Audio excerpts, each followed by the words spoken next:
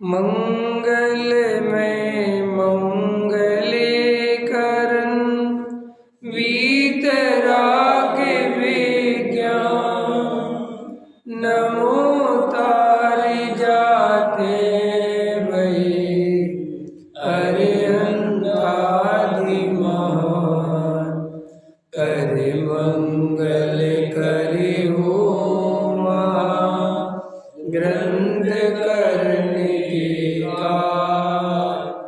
जाते मिले समाज सब पावे निज पद नाम।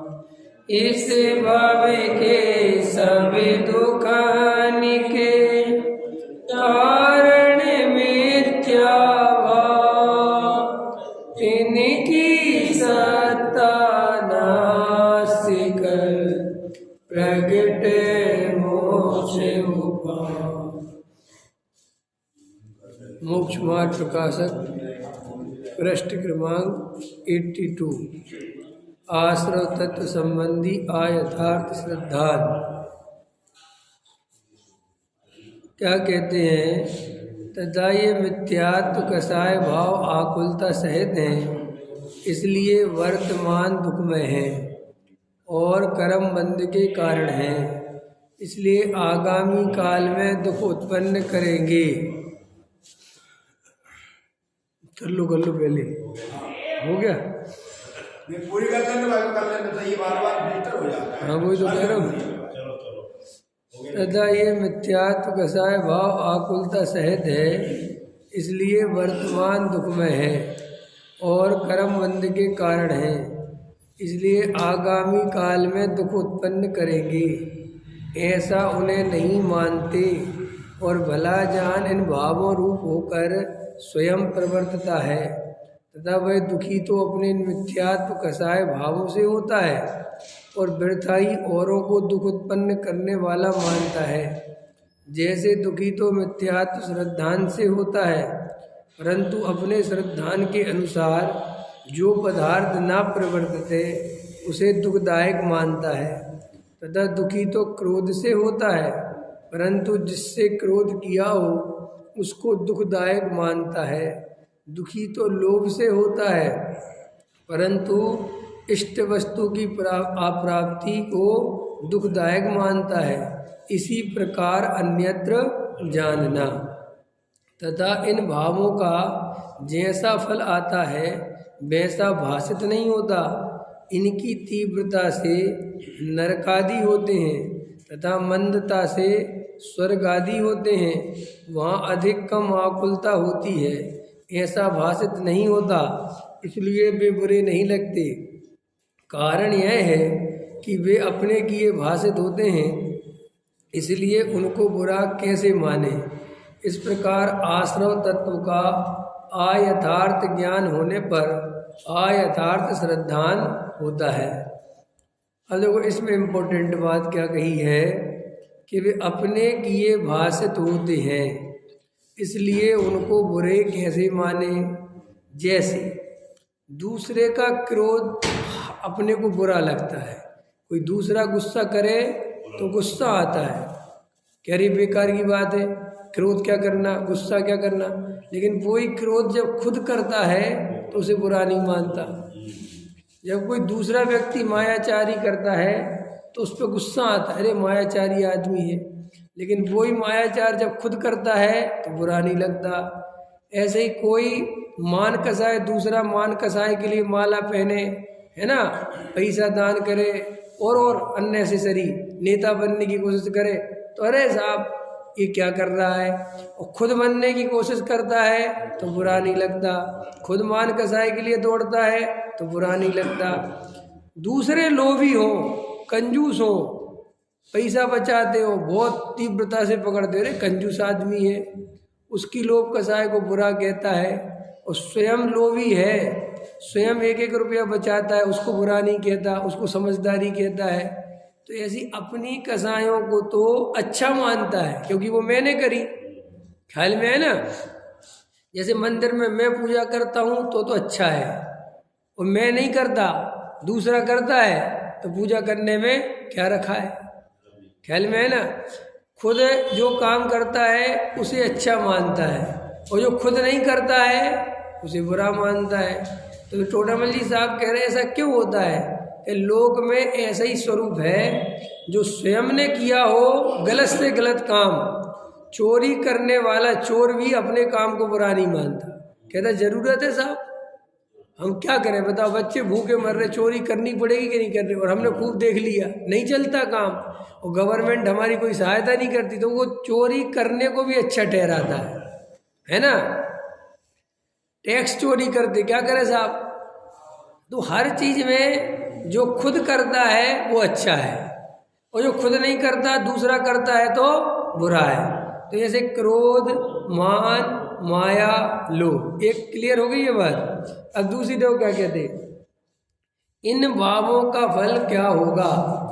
एक बिल्कुल अंदर से कोई भरोसा नहीं है कि ये जो भाव चल रहे हैं, ये जो छल कपट चल रहा है, ये जो बेईमानी चल रही है, ये जो और अंदर से शरीर परिणाम चल रहे हैं, है ना, इन सब का फल क्या होगा। ये अंदर में कोई भाव वासन नहीं है, कोई विचार नहीं है। इसलिए भाव चाहे जैसे होते रहे, चाहे जितने होते रहे, कोई अंतरंग में नहीं लगता कि ये सब साफ भाव चल रहे हैं, कितनी आकुलता रूप है और क्रम बन रहा है, तो वहाँ विचार नहीं है। ठीक है, तीव्रता से नरक आदि होते हैं, मंदता से स्वर्ग आदि होते हैं। ठीक है, तीव्रता मंदता का कोई विचार है नहीं, अधिक और कम आकुलता तक की पहचान नहीं है। माने इतनी ज़्यादा बेहोशी है कि मेरे को इस काम में आकुलता ज़्यादा बढ़ती है, ख्याल में है ना, और इस काम को नहीं करने पर आकुलता नहीं होती, तो भी बिना विचारे वो काम करता रहता है जिसमें आकुलता बढ़ती चली जाती है। तो देखना, जागृत व्यक्ति जो होगा उसकी दो चीज़ें बहुत दिखाई देगी आपको। एक तो उसके पास समय की कीमत बहुत होगी, उस समय बचाएगा। जो भी ज्ञानी होने के रास्ते होगा उसे समय बर्बाद करना बहुत दुखदाई लगेगा, व्यर्थ का समय, कोई ज़रूरत नहीं। दूसरा, व्यर्थ की बातें जिनका कोई प्रयोजन नहीं है, ऐसी दो तरह की चीज़ों से जिनमें व्यर्थ का समय बर्बाद होता है, अथवा ऐसा काम करना कि जिसमें आकुलता बहुत बढ़ती हो, और अगर हम उसको छोड़ दें अथवा उसकी जगह हमारा 2 रुपये ज़्यादा लग जाए लेकिन आकुलता बच जाए, तो आकुलता की कीमत नहीं पता कि आकुलता दुख है, और चाहे कुछ हो जाए आकुलता नहीं चाहिए, ख्याल में उस तरफ भी ध्यान नहीं है। क्यों नहीं है? क्योंकि लोभ कसाय, मान कसाय इतनी हावी है, उस तरफ ध्यान ही नहीं जाता। जैसे मान के चलो, अब अपन को आज मंचमाला माइक का प्रोग्राम है, आज अपन को पता है मंदिर में है ना कुछ नहीं है, ना कोई बात है, बस आज तो मान कसाय चलनी है, सम्मान होना है, उद्घाटन समारोह है, तो उद्घाटन समारोह में क्या होना है, वही होना है। अपन को पता है कि वहाँ जाएंगे तो क्या होने वाली है, आकुलता होगी, कुछ नहीं होने वाला है, क्योंकि दूसरों का सम्मान होगा, हम नीचे बैठ के देखें हमें भी विकल्प आएगा। तो दिख रहा है ये साफ साफ, तो भी उस आकुलता को झेलने चला जाता है। ये नहीं सोचता कि मैं खामो खा आकुलता क्यों झेलूं, क्योंकि उसमें दूसरी बात सोचता है कि देखें तो क्या हो रहा है, देखें तो किसको क्या सम्मान मिल रहा है, जबकि किसी के सम्मान से खुश नहीं होना है। फिर भी ऐसा क्यों है? क्योंकि कोई इतना विचार करने को राजी नहीं है।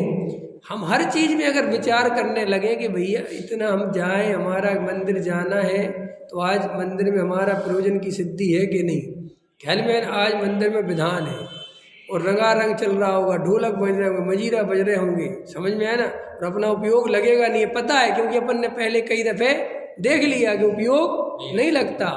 तो भैया उस दिन अपन कहीं और चले जाओ, लेकिन कोई विचार चलने दो जो हो रहा है। तो टोडामल जी कह रहे कि इतना ज़्यादा मिथ्या दर्शन है कि कम आकुलता और ज़्यादा आकुलता में भी भेद नहीं करता, ख्याल में आए कि नहीं आए, ये भी विचार नहीं करता कि इस काम में ज़्यादा आकुलता है तो ये नहीं करना, समझ में। जैसे अपन जैन धर्म है, तो कि जैन धर्म में से बहुत सारे काम बताए कि मत करो, एक हिंसा की तरफ से बताए और एक ऐसे काम बिल्कुल मत करो जिसमें आकुलता बहुत होती है। कि क्योंकि आकुलता बहुत होती है तो तुम्हारी स्थिरता नहीं बनेगी, मन में बहुत चंचलता रहेगी। तो ऐसे ही यहाँ पर आचार्य कहते हैं कि इस जीव को जो आकुलता है वो भी पहचानने में नहीं आती कि आकुलता ही असली दुख है। असली दुख क्या है? देखो मोह की महिमा देखते हो आप, हमें यही नहीं पता कि आकुलता दुख है। कहते तो हैं कि आकुलता दुख है, लेकिन असली दुख हमें कहाँ लगता है? पर द्रव्य का परिणमन। वो जो अंदर आकुलता चलती वो दुख नहीं भाषित, वो परिणमन भाषित होता है। ये इसके कारण में बहुत परेशान भाई, अंदर आकुलता दुखी तो उससे हो। तो ऐसे अपने किए कसाय में भाषित सही होते हैं कि मैंने किए बुरे नहीं है, और दूसरा करता है तो वे बुरे भाषित होते हैं। ये बहुत इंपॉर्टेंट है ये बात। कौन सी? अपने द्वारा की गई कसाय बुरी नहीं लगती। क्या है? इस लाइन को पकड़ लो अच्छे से। अपने द्वारा की गई कसाय बुरी नहीं लगती, चाहे वो क्रोध हो, चाहे वो मान हो, चाहे वो मायाचारी हो, चाहे वो लोभ हो, चाहे वो हंसना हो, चाहे वो रोना हो, चाहे वो शोक हो, चाहे वो स्त्री भेद हो, चाहे पुरुष भेद हो, चाहे कुछ भी भेद हो, अपने किए बुरे दूसरे के बुरे लगते हैं। पकड़ में आ गई बात? अब देखो, इस प्रकार आश्रव तत्व का अयथार्थ ज्ञान होने पर अयथार्थ श्रद्धान होता है। ठीक है, ये आश्रव तत्व का सच्चा ज्ञान नहीं है। ये आश्रव है, ये कर्म बंध है, ये दुख रूप है, ये आकुलता रूप है, ये कर्म बंध के कारण है, ये विभाव है, चाहे पुण्य हो और चाहे पाप, इस तरफ ध्यान नहीं है, इसलिए वो श्रद्धान भी वैसे ही बना हुआ है। अब बंध तत्व संबंधी अयथार्थ श्रद्धान तथा इन आश्रव भावों से ज्ञानावरणादि कर्मों का बंध होता है। उनका उदय होने पर ज्ञान दर्शन की हीनता होना, मिथ्यात्व कसाय रूप परिणमन होना, चाहा हुआ ना होना, सुख दुख का कारण मिलना, शरीर संयोग रहना, गति जाति शरीर आदि का उत्पन्न होना, नीच उच्च कुल का पाना होना होता है। इनके होने में मूल कारण कर्म है, उसे यह पहचानता नहीं है, क्योंकि वह सूक्ष्म है। कल बात ली थी अपन ने, इसे दिखाई नहीं देता, तथा वह इसको इन कार्यों का कर्ता दिखाई नहीं देता।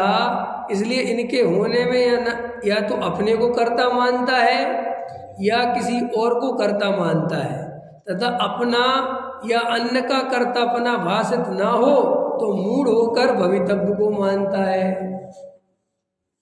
समझ में आ गया? कितनी बातें कहीं कि ये जो हो रहा है, क्या हो रहा है कि ज्ञान दर्शन की हीनता हो रही है।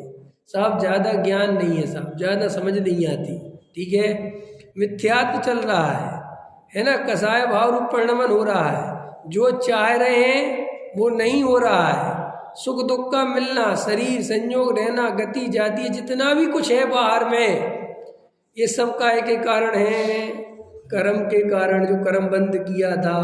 समझ में आया? और वो कर्म बंद कैसा है? वो सूक्ष्म है। अभी जो हमें कर्म बंध रहे हैं वो प्रति समय बंध रहे कि नहीं बंध रहे? अभी हम बैठे तो बंध रहे, लेकिन वो दिख तो नहीं रहे।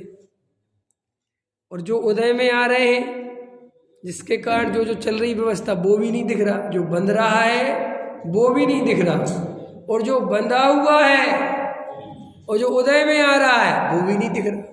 अब दोनों ही नहीं दिख रहे, तो दोनों नहीं दिख रहे तो क्या प्रॉब्लम खड़ी होती है कि एक तो उन भावों से नहीं डरता जो चल रहे हैं, क्योंकि उसके कारण मुझे कर्म बंद हो रहा है, वो दिख तो है नहीं रहा, और जिनवाणी पे भरोसा नहीं है। नहीं समझ में आया? इस जिनवाणी में जो लिखा हुआ है वो सत्य है कि नहीं? अरे बोलो, सत्य है। तो ये सत्य होने पर भी हम सुधरते क्यों नहीं? समझ में आया? क्योंकि भरोसा ही नहीं इस बात पे।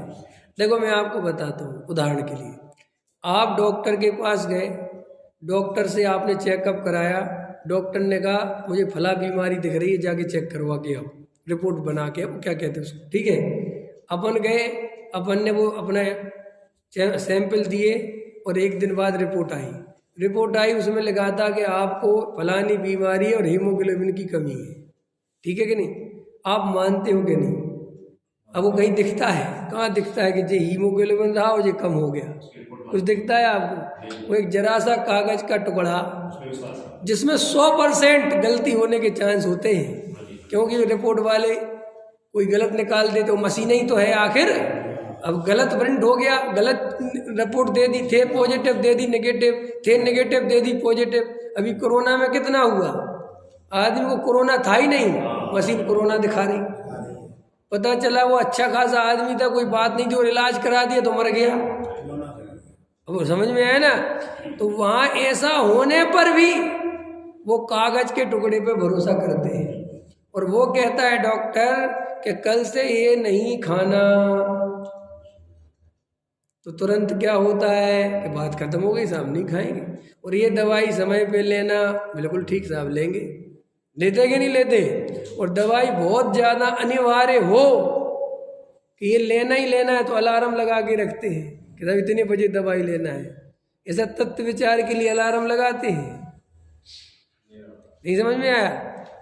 ऐसा जीवन के जो अपना अध्यात्म पहलू है, जो तत्व की बात है, उस तरफ इतनी ईमानदारी है, उस तरफ इतनी समर्पण भाव है, जबकि जिनवाणी में सब लिखा हुआ है कि देखो भाई, इन भावों से ये कर्म बंद हो रहा है, इन भावों से ये कर्म बंद हो रहा है, और ये बंद जब उदय में आएगा तब ये दशा होगी। सब लिखा हुआ है, लिखा के नहीं लिखा?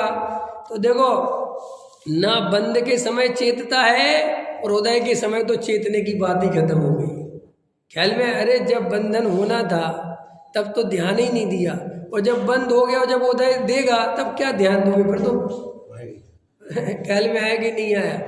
तो वो टोडामल जी साहब कह रहे हैं कि साहब ये सब होता है इस कर्म के कारण, और वो दिखाई नहीं देता। तो फिर क्या प्रॉब्लम होती है? दिखाई नहीं देता।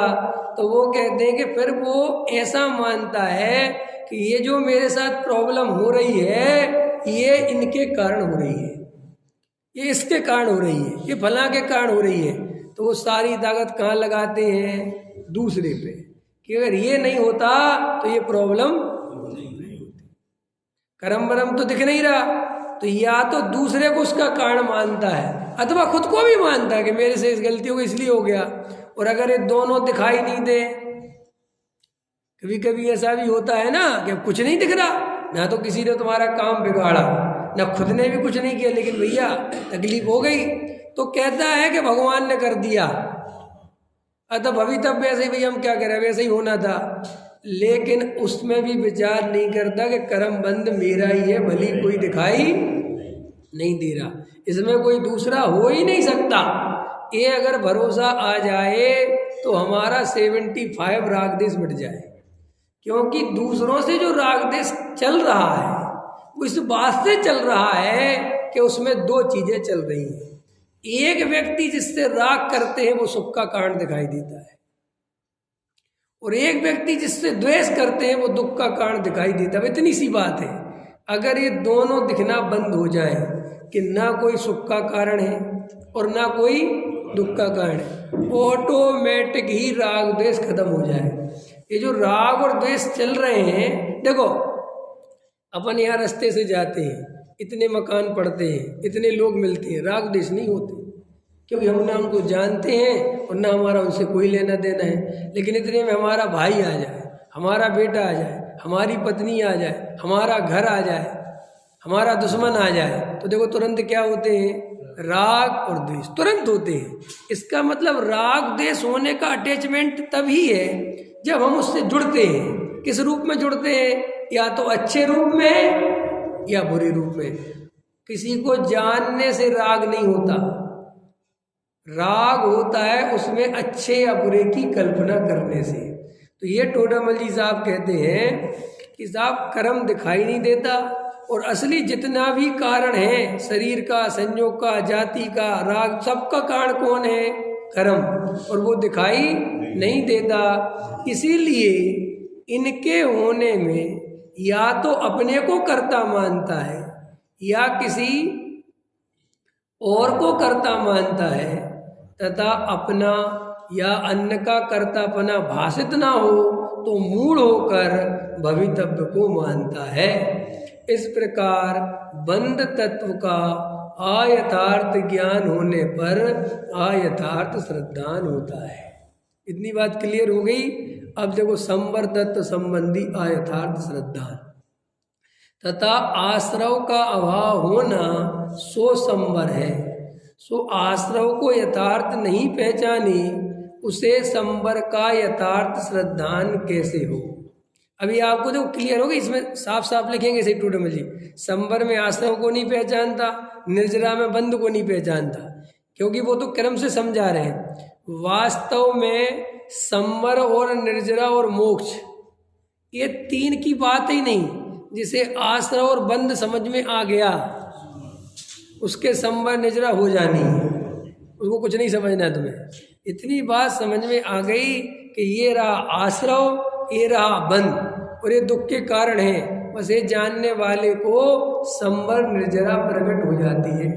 इसलिए पीछे मैंने कहा था तीन चीजें समझनी है, बस तीन चीजों में जिंदगी जा रही है, जीव, अजीब और आश्रव। बंध भी नहीं समझना है, बंध को भी आपको कोई जरूरत नहीं। आपको बस तीन चीज समझ में आ जाए, बस तीन अगर आपको समझ में आ गई। लोग कहते क्या करें क्या करें, तीन बस ये तीन का विचार करना है, बार बार सोचना है। देखो अपन को तो अपने इस जीवन में ये जिनवाणी मिल गई, ये तत्व मिल गया, वस्तु स्वरूप मिल गया, जिसमें साफ साफ जो जो लिखा है वो परम सत्य लिखा हुआ है और वैसा घटित होता संसार में बिल्कुल दिखाई देता है। फिर भी ऐसा होने पर भी, क्या कहा मैंने, ऐसा होने पर भी हम कुछ भी दांव पर लगाने को तैयार नहीं है। दांव पर समझ गए ना, कुछ भी, स्त्री पुत्र मकान दुकान घर गृहस्थी रुपया पैसा मकान दुकान समाज जाति मान सम्मान सब कुछ रखना चाहते हैं। इनमें से कुछ भी दांव पर लगाना नहीं चाहिए, जबकि हमारे पास पूरा सत्य है। कहाँ से निगोद से लेके मोक्ष तक का, कि ये जीव माने मैं निगोद में कैसे था, निगोद से कैसे निकला, वहाँ पर कैसी कैसी अवस्थाएं मैंने धारण की, कैसे कैसे मैंने कष्ट सहे, कैसे कर कर के भगवान जाने कौन सा उदय पका, कौन सी योग्यता पकी कि मैं मनुष्य में आ गया, संगी पंचेंद्री हो गया, ना जाने कौन से जन्मों का पुण्य है कि साहब मुझे जैन कुल उच्च कुल मिल गया, तत्व की बात मिल गई, ये सब कुछ इतना कुछ। और यहाँ से ये भी पता है कि अगर हम आत्मा को ध्याएंगे, अपने स्वरूप में उतरेंगे, निज आत्मा का श्रद्धान करेंगे तो हमें सम्यक दर्शन हो जाएगा। सम्यक दर्शन हो जाएगा, सम्यक ज्ञान और सम्यक चारित्र्य हो जाएगा। चारित्र्य की पूर्णता होते ही हम अनंत काल के लिए अनंत सुखी हो जाएंगे। जन्म मरण मिट जाएगा, चार गति में घूमना मिट जाएगा, अजर अमर तत्व की आनंद अनुभूति हो जाएगी। ये सब पता है ना अपन को, ख्याल में है ना क्लियरिटी। इतना सब कुछ होने पर भी हम कुछ दांव पर लगाने को तैयार नहीं है। एक पक्ष तो ये हो गया। अब आ जाओ दूसरे पक्ष पे।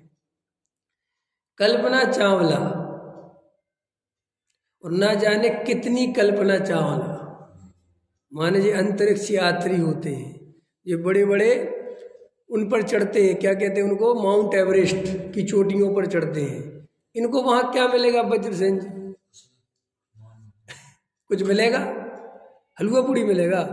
क्या मिलेगा? कुछ नहीं मिलेगा, क्योंकि उसमें इतना ज्यादा दांव पे लगना है कि भाई साहब लौट के आएंगे यही नहीं पता। समझ रहे हो आप कितनी बड़ी बात कह रहा हूं मैं? क्योंकि उसके बारे में कोई शास्त्र नहीं लिखा कि माउंट एवरेस्ट पे जाके ये सुख मिलेगा या कुछ मिलेगा, कुछ पता ही नहीं है। क्योंकि वे तो रिसर्च करने में लगे, खोज करने में लगे हुए। और ये जो अंतरिक्ष में जाते हैं, जो भी ये घूमते फिरते हैं, ये कोई गरीब गरीब नहीं होते, क्योंकि गरीब को तो बेचारे रोटी से फुर्सत नहीं, ये बहुत पैसे वाले लोग होते हैं। समझ में आया? और इनको खलबली मस्ती है कि मुझे माउंट एवरेस्ट पर जाके देखना है कि क्या है। अब अमेरिका में एक प्रॉपर्टी डीलर है, तुम लोग तो छोटे मोटे प्रॉपर्टी डीलर हो, अमेरिका में इतना बड़ा प्रॉपर्टी डीलर है कि वो मंगल ग्रह पे जमीन बेचने लग गया है, और उसके कम से कम 20,000 ग्राहक बुक हो गए हैं। कहाँ? उन 20,000 तुम यहाँ तो दिखाते हो प्लॉट के, दिखाओ भैया कौन सा है वहाँ तो कोई दिखाने बिखाने की। अब देखो ग्राहक दिमाग देखो उस आदमी का। और भाई साहब उसने 20-20 लाख डॉलर, पता नहीं कितने कितने डॉलर एडवांस में ले रखे हैं सबसे, वो सबने दे रखे हैं क्योंकि उन पर कमी नहीं है पैसों की। वो कहते क्या वास्तव में मंगल ग्रह पे जीवन है? बिल्कुल हमारे पास पूरी इंफॉर्मेशन है, और कुछ दिन बाद इस पृथ्वी पर रहने लायक जमीन की स्थिति नहीं बचने वाली।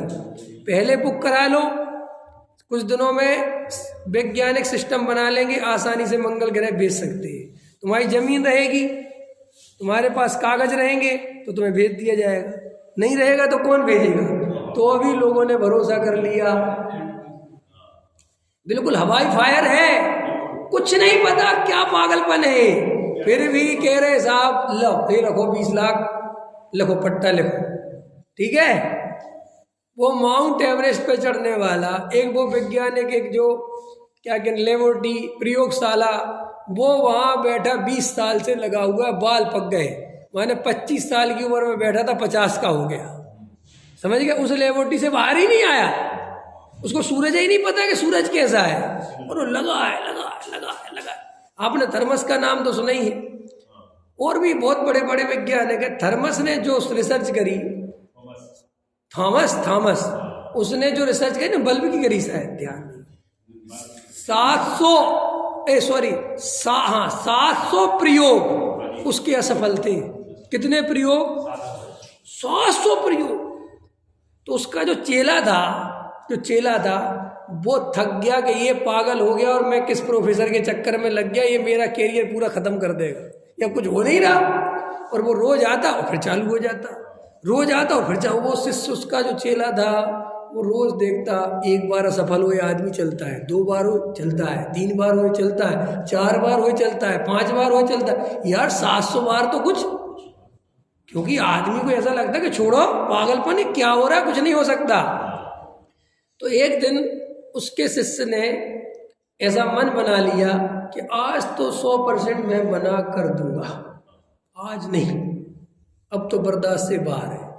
तो एकदम मुंह लटका के बैठ गया, और वो ये सोचता था मन ही मन कि जो थॉमस आता है ना तो इसका कभी चेहरा मुरझाया हुआ है, ना कभी निराशा इसके चेहरे को घेरती है, ना ये थकता है, ना रुकता है, और ना ऐसा लगता है कि इतने दिन से परेशान हो रहा है। आता है कहता लाओ, एकदम फिर ऊर्जा से बैठ जाता है।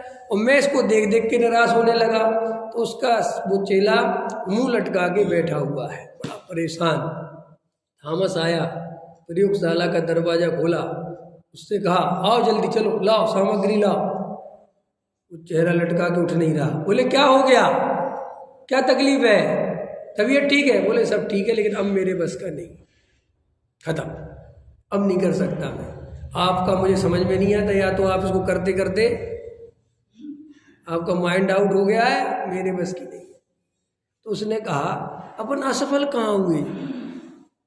अरे बोले साहब जी असफल नहीं है 700 बार। बोले गलत, इस 700 बार हमने दुनिया को बताया कि ये गलत तरीका है इस काम को करने का।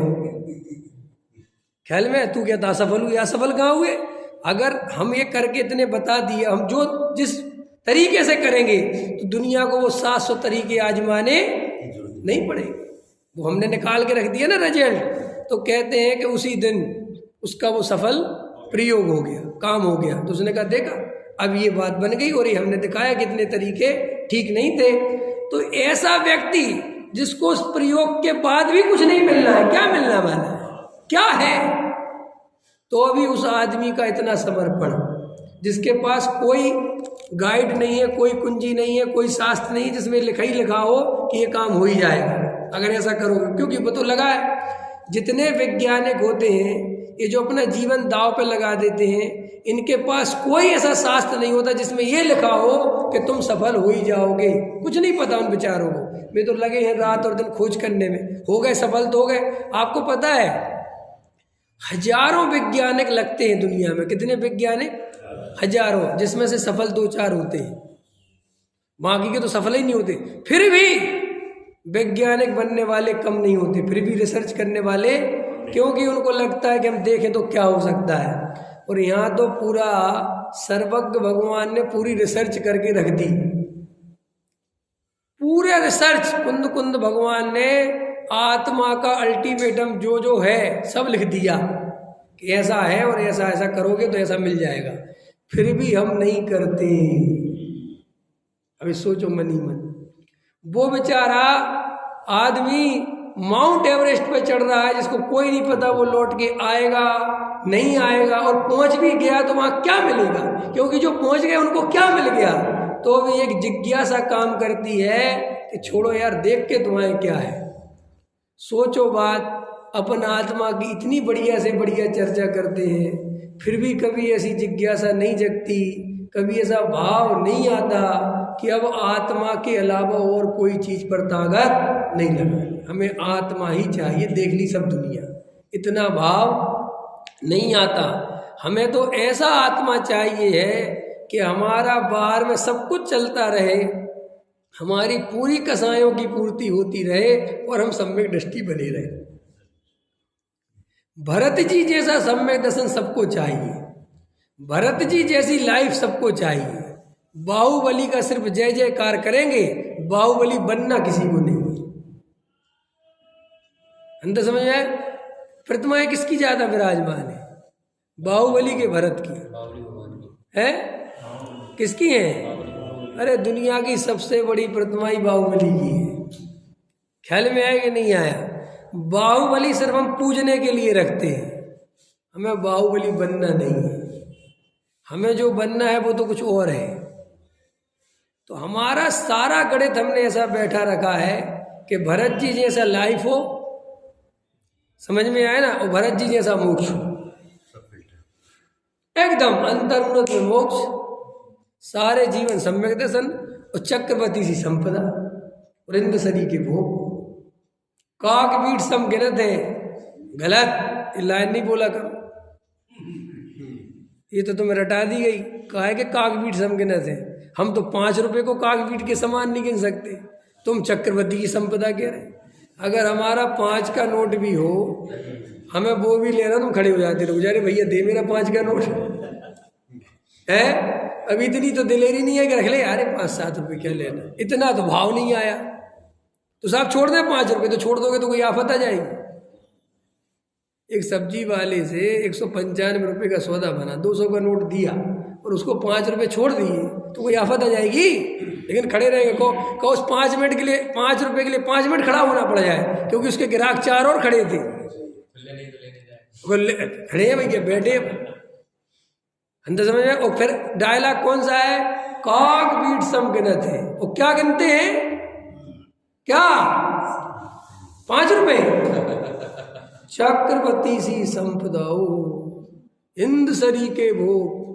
लिखने वाला तो लिख ही गया, लेकिन उसको नहीं पता था समझने वाले कैसे। ख्याल में है ना? अगर गहराई से विचार करोगे तब पता चलेगा डायलॉग डिलीवरी से कुछ नहीं होता, अंदर सूखा पड़ा है, बिल्कुल सूखा। तो देखो भाई, जब वो इतना समर्पण करने के लिए तैयार है, ठीक है ना, जिसमें कुछ नहीं मिलना, और हमें तो सच्चे देवसास गुरु मिल गए, वीतरागी भगवान मिल गए। अरे हमारा भगवान अगर रागी द्वेषी होता, अगर हमारा भगवान कपड़े वाला होता, तो एक बार भगवान पर शक भी करी जा सकती थी। करी जा सकती थी कि नहीं, कि अरे भगवान ही का ठीक नहीं लग रहा मुझे हिसाब किताब है। लेकिन हमारे भगवान तो वीतराग मुद्रा के धारी हो गए, जो आंख खोलते भी नहीं पूरी तरह, समझ में आया ना, जो आशीर्वाद भी नहीं देते, जिनको कोई लेना देना नहीं इस जगत से। ख्याल में आया? जिनके कोई रंग राग नहीं, कोई स्त्री नहीं, कोई कपड़े नहीं, कोई किसी भी प्रकार का संसार का चिन्ह नहीं, ऐसे वीतरागी जिन्हें भगवान के मार्ग में आकर भी समर्पण करने का भाव नहीं आता, इससे ज्यादा भाग्य की महिमा क्या कहें।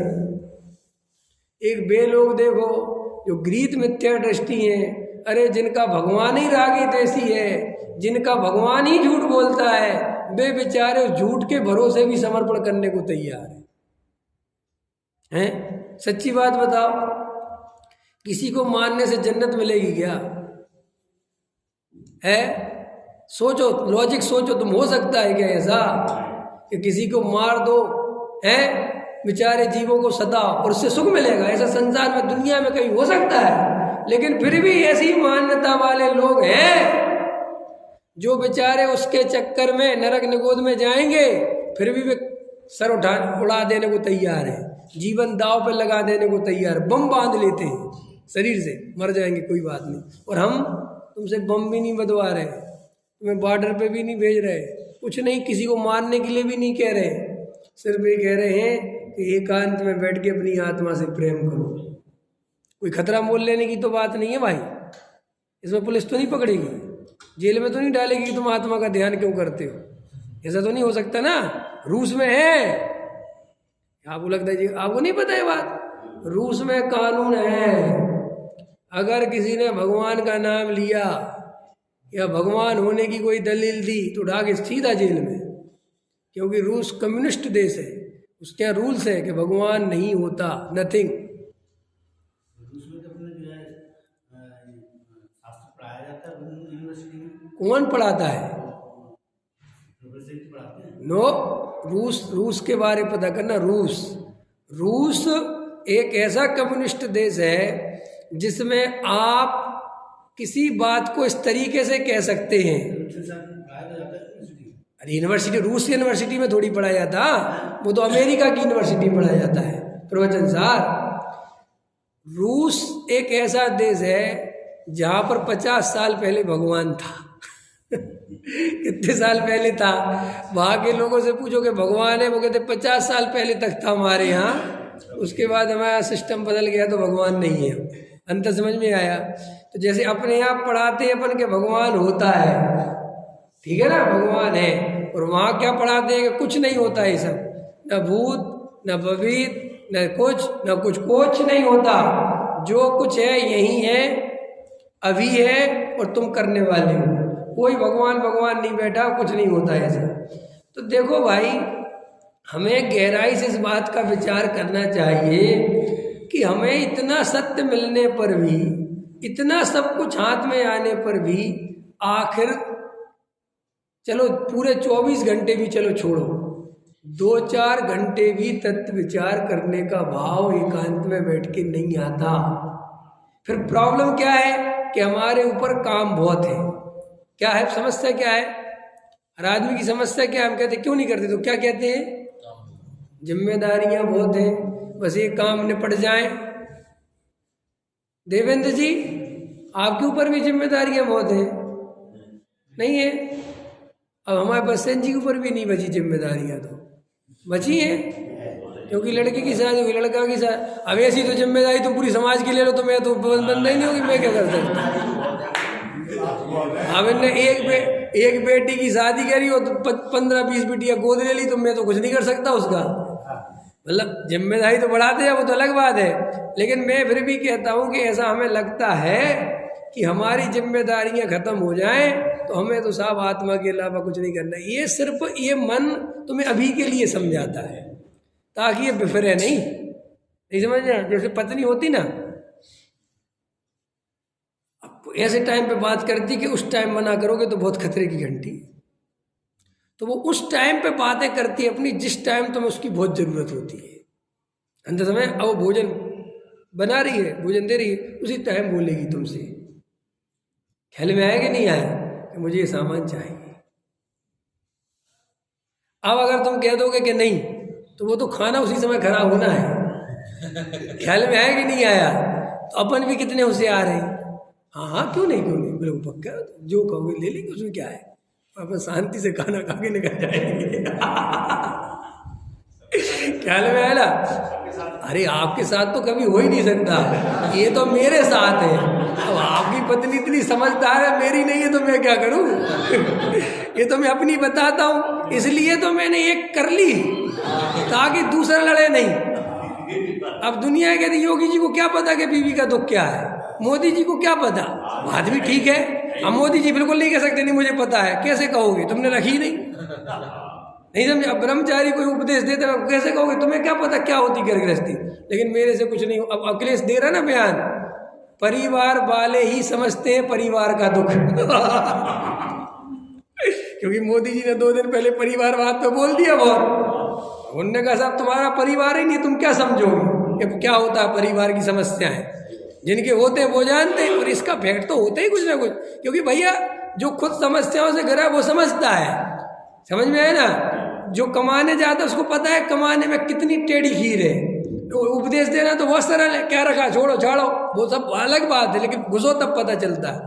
तो वहाँ पर जैसे हम टालते रहते हैं और करते कुछ नहीं, ठीक है ना। जब पत्नी पर एन मोमेंट में बोलेगी कि आप सुबह तो बोल रहे थे अथवा कल तो बोल रहे, अरे बोल रहा था तो क्या हुआ, अब बोल दिया तो बिल्कुल जरूरी है अभी करूँ, अभी ठीक है अभी देखेंगे, एकदम तेवर बदल गए। ऐसे ही ये मन है पत्नी, एक मन है हम, समय वो बोलता है हमको वो समझाता है, नहीं नहीं अभी नहीं, अभी तुम्हारे पर बहुत काम है, बहुत जिम्मेदारी है। हम ये नहीं कह रहे तुम तत्व विचार नहीं करो, क्या कहता है मन, हम ये नहीं कह रहे, जैसे पत्नी कहती है ना, हम ये नहीं कह रहे तुम धर्म मत करो, धर्म करेंगे ना अपन, अभी नहीं। कब, जब अपन बच्चों की शादी विवाह घर गृहस्थी कर लेंगे और अपने बच्चे पैरों पर खड़े हो जाएंगे, विवाह शादी विवाह हो जाएंगे, अपन दोनों सम्मित से घर चलेंगे, शांति से अपन को वहीं रहना, क्या रखा, हम तो तुमसे सही कह रहे हैं, तो अपन बोले तो ठीक कह रहे, मन भी यही समझाता है। और अपन ये भूल जाते हैं कि ये सब बिल्कुल फिजूल के धोखे हैं। जैसे ये मन जब तुम्हारा 50 साल का होगा, जब तुम्हारी उम्र 50 की पड़ाव में होगी, तब तुम बाद में सोचोगे कि यार वो धर्म, तो मन फिर कहेगा अरे अभी 50 के हो, अभी भी बहुत काम है, ठीक है अभी तो तुम कमाने में लगे रहो, कुछ भोगो तो, कुछ दुनिया देखो तो सही, अमेरिका कैसा है, लंदन कैसा है, जापान कैसा है, कुछ वो भी करो। अगर पैसा ज़्यादा हो जाए तो मन वहाँ ले जाएगा। और ऐसे करते करते क्या होता है, वो कभी अंत आता ही पर्याय चली जाती। और मज़ेदार दूसरी बात और गजब की बात कहता हूँ, मन ये भी जानता है कि एक बार 50 पार तो कर ले मेरे अनुसार। क्या मन क्या जानता है, एक बार ये मेरी इच्छा के अनुसार 50 पार तो कर ले, फिर ये कुछ भी कर ले, फिर ये बदलने वाला, जैसे अपन कहते हैं ना, एक बार आ तो जाओ बेटा हमारे चंगुल में। उनने लिखा ना, बाबूजी ने, पड़ा में तस्कर दल के हाथ, सुना है ना, पड़ा होगा पूजन में, तो पड़ा में तस्कर दल के हाथ समझते हो क्या, कि भैया एक बार तुम उस चक्रव्यूह में घुस जाओ, वो खत्म, फिर मर के ही निकलोगे। ऐसे ही हम जीवन भर 50 वर्ष तक जो संस्कार डालते रहते हैं, जैसा जीवन जीते रहते हैं, और 50, 55, 60 तक अगर हमने वैसा ही जीवन जी लिया, तो फिर कितना ही कुछ कर लो, कितना ही समझा लो, फिर कुछ होने वाला, फिर तो सिर्फ हाँ हाँ होगी, अंदर से कुछ बदलने वाला। इसलिए जैसे दुनिया में हर काम जवानी में किया जाता है, ऐसे ही धर्म भी जवानी में ही हो सकता है, बुढ़ापे में नहीं हो सकता, बिल्कुल नहीं हो सकता। इसलिए जिनको यहाँ टोडरमल जी साहब कह रहे हैं, अपन ने पहले ही दिन बात कही थी, जिन जीवों को मोक्ष मार्ग चाहिए हो, जिन जीवों को संसार की रुचि टूट गई हो, जिन जीवों को संसार से ऊब हो गई हो, जिनको ये पक्का निर्णय हो गया हो कि संसार में सुख नहीं है, जिनको ये पक्का निर्णय हो गया हो कि कसायों की पूर्ति कितनी करता रहूं, ये सुखी होने का सच्चा उपाय, ये भरोसा जिनको आ गया हो, उनके लिए ये बातें हैं। जिनको ये बात नहीं जमी हो, उनके लिए ये बातें कोई काम की, और सुनने के लिए सुनते हैं, टाइम पास करने के लिए सुनते हैं, या सुनने के लिए सुनते रहते हैं, कुछ पता नहीं कि क्यों सुन रहे हैं, तो इन बातों का कोई सर पैर नहीं है, कोई रिजल्ट नहीं है। तो अपन ने संबर तत्व संबंधी यथार्थ श्रद्धान की चर्चा कर ली, अब इसमें पढ़ा नहीं, मतलब ये अपन ने इतने पे छोड़ रहे हैं। कल जब अपन करेंगे फिर संबर तत्व, निर्जरा तत्व और मोक्ष तत्व, ठीक है, ये करेंगे अगले उसमें। अभी का समय हो गया, कल नहीं होगा, संडे को नहीं होगा।